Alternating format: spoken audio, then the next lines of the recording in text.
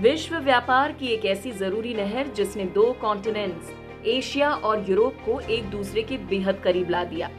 मानव निर्माण की चरम सीमाओं को छूती ये नहर मॉडर्न आर्किटेक्चर का एक नायाब नमूना है। सुएज कैनाल अंतरिक्ष से भले ही ये ना दिखती हो, लेकिन इसका असर विश्व व्यापार में बहुत गहरा है। भूमध्य सागर को लाल सागर से जोड़ने वाली सुएज नहर को बने करीब 150 वर्ष हो गए हैं। 1869 में ये नहर बनकर तैयार हुई थी। आज के इस वीडियो में हम बताएंगे सुएज नहर क्यों है महत्वपूर्ण, सुएज नहर का इतिहास, संकट और भविष्य।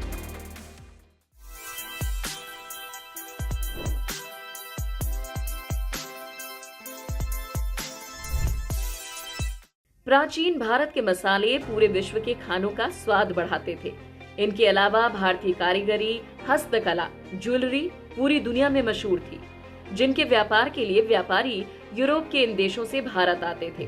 सुएज कैनाल बनने से पहले जो जहाज यूरोप से भारतीय उपमहाद्वीप की तरफ आते थे, उन्हें अफ्रीका का पूरा चक्कर लगाना पड़ता था।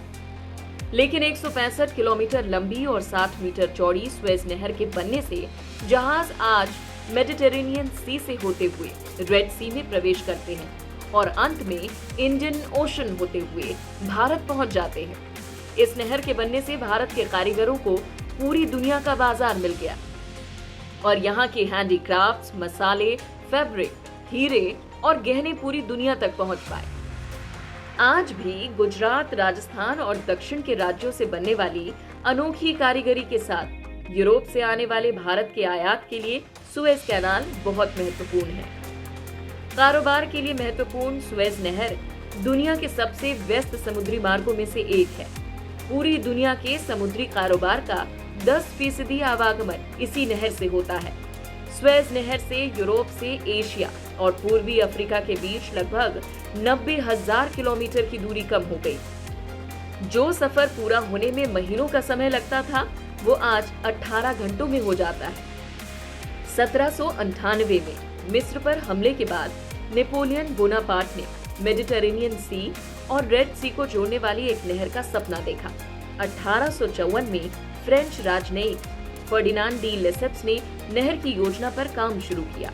1859 में सुएज नहर कंपनी का निर्माण हुआ।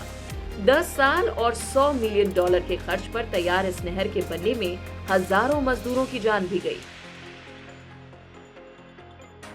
1956 में मिस्र के राष्ट्रपति गमाल अब्दुल नासिर ने नहर का राष्ट्रीयकरण किया, जिसके बाद ब्रिटेन, फ्रांस और इजराइल ने मिलकर मिस्र पर ही हमला बोल दिया।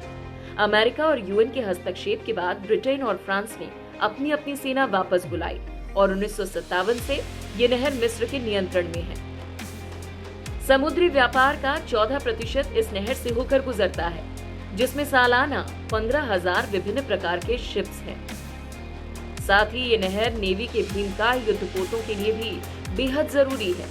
लेकिन सुएज नहर के बनने से 1990 के दशकों में समुद्री लुटेरों की वजह से लूट की घटनाएं भी बढ़ गईं, तो यूएस नेवी और भारतीय नेवी ने इन शिप्स को सुरक्षा देना शुरू किया।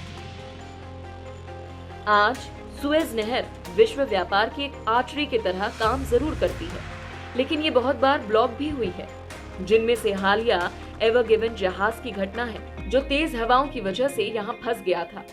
इस एक घटना से रोजाना अरबों डॉलर्स का नुकसान हुआ। आज मिस्र की सरकार नहर को आधुनिक भीमकाय जहाजों के लिए गहरा और चौड़ा करने की प्लानिंग कर रही है, जिससे शिपिंग में और भी सरलता हो जाएगी। ऐसी ही जानकारी से भरपूर वीडियोस देखने के लिए हमें फॉलो करें और अपने वैल्यूएबल थॉट्स हमारे साथ शेयर जरूर करें।